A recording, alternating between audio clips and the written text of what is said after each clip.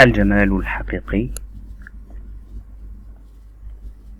تميزنا وجوهنا، فلكل منا تفاصيل وجهه المميزة، ولكل شعب سماته الخاصة التي يتميز بها. فلسكان شرق إفريقيا من الملامح المنفردة ما يميزها عن سكان أوروبا مثلا، فلا أحد يخطئ في التمييز بين فرد إفريقي وآخر أوروبي، إذ هناك من السمات ما يكفي لتفرقة هذا عن ذاك. لون البشرة. يصنف العلماء الإنسان إلى 3 أصناف من حيث لون البشرة، وهم أصحاب البشرة البيضاء، وأصحاب البشرة الصفراء، وأصحاب البشرة السوداء.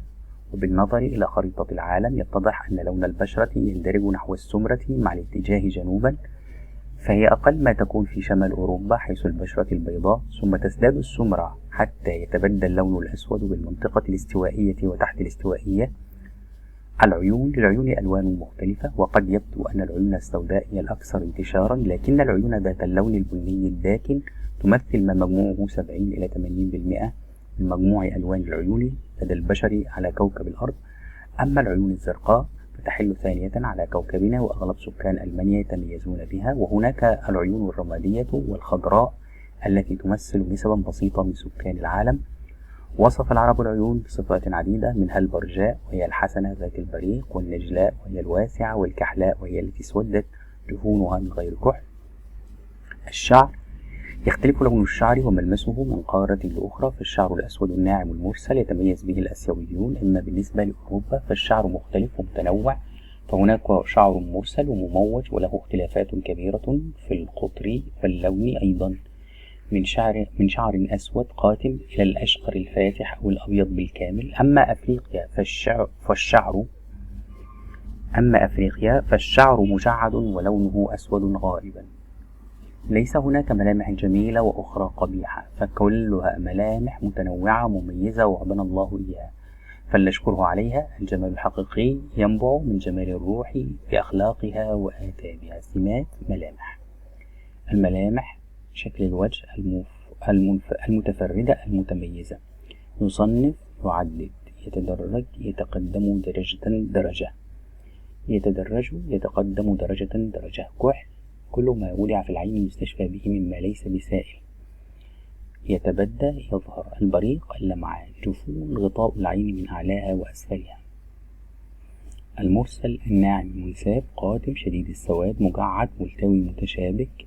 ينبع: يصدر ويتدفق. قاتم لامع. ينبع: يتوقف ويتقطع. الكلمة مضادها. الجمال: القبح، يخطئ، يصيب، انتشار، انحسار. البرجاء: القبيحة. الخاصة: العامة. مفرد والجمع: شعب، شعوب. متفرد، منفردة، متفردات. فرد، أفراد. خريطة، خرائط. العالم: عوالم. لون، ألوان. المنطقة، المناطق. كوكب، كواكب. الجمع: سمات، مفردها سمة. ملامح، ملمح. سكان، ساكن. العلماء، العالم.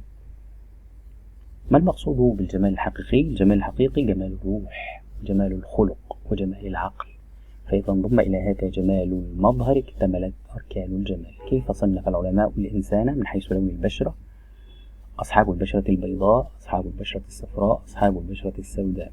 ما لون العيون الأكثر انتشارا بين البشر؟ اللون البني الداكن، يمثل 70 ل 80% من مجموع ألوان العيون. البلد التي يتميز أهله بالعيون الزرقاء؟ ألمانيا. بما وصف العرب العيون؟ وصف العرب العيون بصفات عديدة، منها البرجاء وهي الحسنة ذات البريق، والنجلاء وهي الواسعة، والكحلاء وهي التي اسودت جفونها من غير كحل.